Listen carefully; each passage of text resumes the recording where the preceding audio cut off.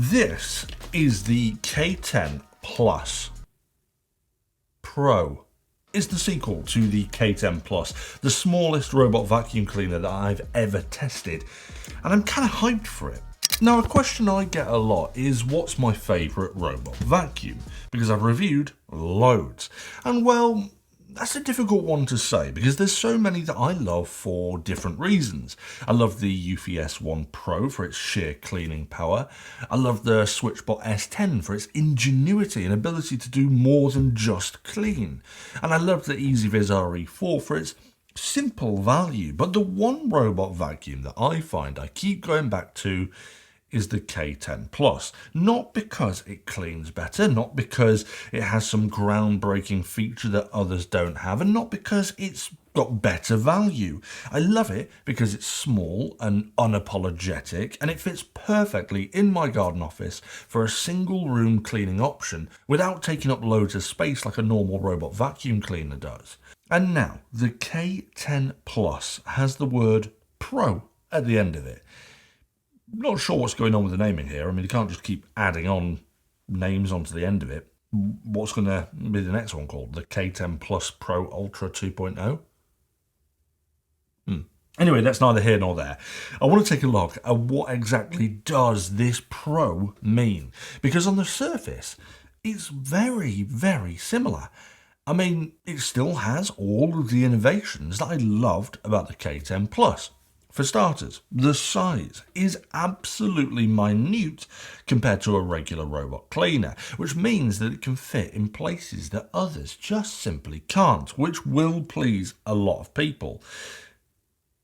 No pun intended there. Now, it's the smaller size that I fell in love with on the K10, so I'm glad they've kept this new model the exact same because it's been super beneficial to have a much smaller device in my office. The general build quality as well feels exactly the same. It feels robust, it feels sturdy, well put together, and if anything, if it's like the K10, then it will probably withstand quite a lot of abuse, such as having big boxes thrown on top of it and having it rolled across the floor by toddlers. Now, along with the size and build quality, almost everything else about the form factor remains unchanged, such as the large navigation hat and the sensors on the front that it uses to find its way around the house. The app is the same too, with the simple interface and mapping system, and it's generally a pleasant experience with nothing too confusing.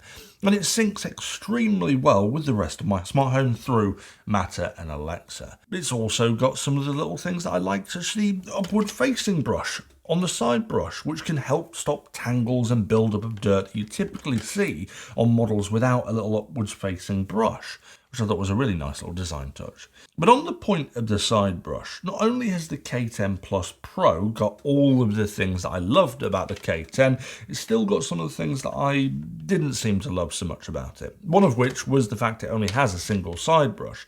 Generally speaking, I do think a dual brush system tends to be slightly more efficient and successful at cleaning. Don't get me wrong, the K10 and K10 Pro both perform extremely well despite only having a single side brush, but with the addition of the Pro after the name, it would have been nice to have had a second brush to help make it even more efficient and more pro. Now, along with this lack of change to the side brush, it also still has the thing that I disliked the most about K10, and that's the fact that it doesn't have a mopping system and instead uses disposable wet wipes.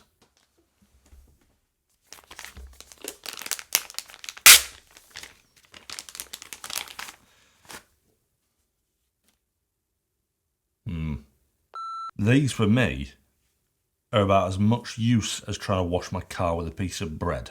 Now, I did question this inclusion on the K10. I thought really it wasn't needed, and I would have been happy if it had just been a vacuum-only robot, rather than including this system that you basically attach to a plate on the underside to wet wipe your floor.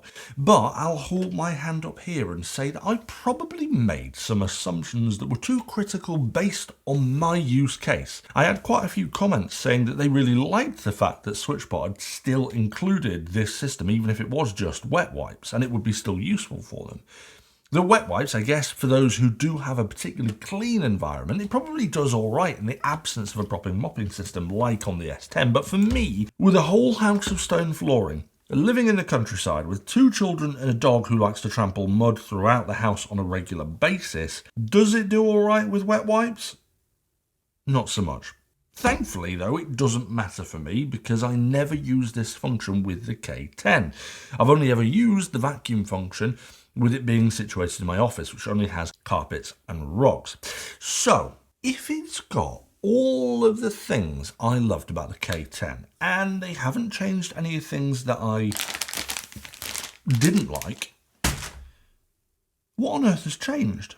Well, you're going to have to look a little bit harder, but when you do, you'll see that the changes they've made have had a huge positive impact to the overall experience.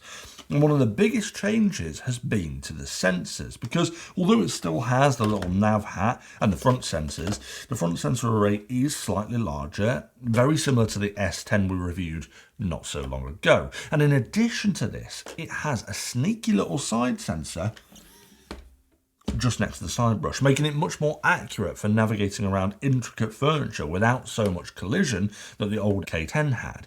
I mean, I've never had a problem with the K10's navigation. It's performed extremely well, and it even manages to navigate over some significant bumps. But this extra sensor is still a welcome change, especially for those that use it where there is a ton of furniture legs and gaps and other unusual navigational challenges. So that's a change in the navigation, and the next change is actually in the cleaning functionality. Now, the K10 has a 2500 pascal suction system with a regular multi-surface style brush. Now, the K10 Plus Pro has done away with this and replaced it with a new anti-tangle brush that is completely silicone. Now, dog owners and those with long hair can rejoice that finally Switchbot have opted for this style of brush, which from my experience with other brands using this style really does make a difference when it comes to tangles. No, it's not perfect, but it does help in making it more intervention-free over time. So a big clap for this very simple change.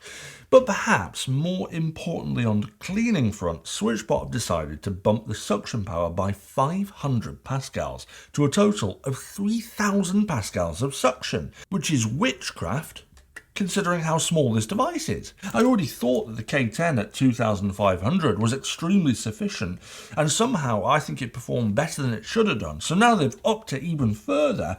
This is a big surprise, and a very welcome one at that. And the thing is, even though it's increased its suction power, it still remains at around 60 decibels from 1 meter away on its maximum suction power, which is incredibly quiet. The robot isn't the only thing that's seen a change. The base station it goes back to has also had a bit of a tinkering with. No longer is the backplate black, instead they've opted for a light grey, which overall makes it appear friendlier, although I guess this is quite an inconsequential change. And I guess other than that, it looks on the surface like nothing has changed at all, and in truth, that really would be it. It's still the same general form factor that I loved from the K10. A big LED indicator for the robot status, tools and the robot mopping plate in the lid.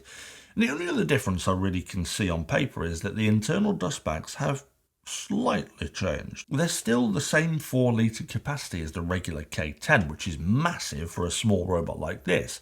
I've not actually had to change mine yet in the garden office, and I've reviewed the K10 about 10 months ago, so that's pretty impressive. But apparently, according to the specifications, it has an antibacterial dust bag, which I wouldn't have been able to tell you if I hadn't read it on a piece of paper, because like most of the experience, it looks almost identical to the previous version. So what does all of this add up to? Well, it doesn't add up to a revolutionary new system with groundbreaking new features. It's more of a refinement for a formula that was already working for me. It's like the difference between a cheap bottle of wine from the petrol station versus a finely aged bottle of Merlot. They both look like wine, they both come in the exact same package, and they'll both cause a slight tipsiness or worse after the entire bottle. But the difference is apparent when you crack it open and swill it around your glass for a bit. And there is also one other thing about this robot that makes it similar to my analogy of wine, and that's the price. Because like the finely aged Merlot, the K10 Plus Pro is more expensive than the $6.99 petrol station wine. And it's more expensive to the tune of £200. So a big question here is, should you go for the Pro or just the Plus, given the rather large jump in RRP? And that's a difficult one. I still don't think that $599 for the Plus Pro is expensive, not compared to some of the ones we've featured like the £1,400 UVS 1, but it's not as cheap as others we've reviewed, such as the EasyViz RE4, for example. But what it is a niche product that suits a lot of particular scenarios that others just can't manage. But between the K10 Plus and Plus Pro, should you pay for the extra performance? Well, I don't see why not. Objectively, it might not clean £200 better than the standard K10, but it does have better specs that do translate to a better job.